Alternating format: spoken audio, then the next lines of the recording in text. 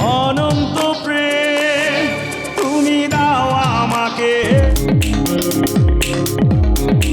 কিংবদন্তি চলচ্চিত্র অভিনেতা, যিনি পর্দায় ছিলেন নায়ক আর বাস্তবে কোটি দর্শকের ভালোবাসার ঠিকানা, তিনি গণমানুষের নায়ক মান্না। প্রয়াত এই অভিনেতার আজ জন্মদিন।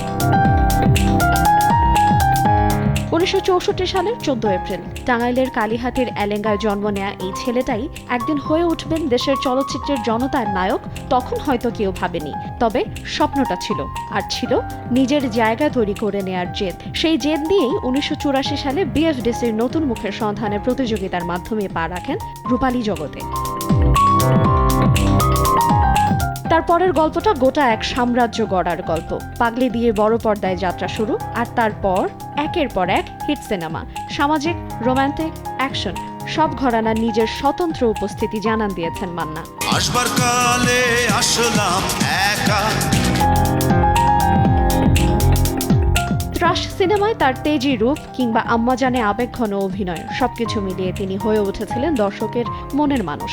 তার অভিনীত বোমা হামলা, সিপাহী, যন্ত্রণা, জনতার বাদশা, লাল বাদশা, দেশ দরদি, অন্ধ আইন, যুদ্ধ সহ প্রতিটি সিনেমাই এক একটা সময়ের সাক্ষী। যে সময়টায় হল ভর্তি দর্শক শুধু একজন নায়ককে দেখতেই ছুটে যেত, তিনি মান্না।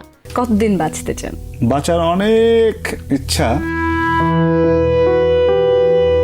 হাজার ভক্তদের হৃদয়ের নায়ক, যে মানুষটার ইচ্ছা ছিল বেঁচে থাকার এবং নিষ্ঠার সঙ্গে কাজ করে যাবার, কিন্তু জীবন থেমে থাকে না, গল্পও না। 2008 সালের 17 ফেব্রুয়ারি হৃদরোগে আক্রান্ত হয়ে সবাইকে কাঁদিয়ে হঠাৎ করেই না ফেরার দেশে পাড়ি জমান এই জনপ্রিয় অভিনেতা রেখে যান অসংখ্য স্মৃতি আর ভালোবাসায় ভরা এক অমলিন অধ্যায়।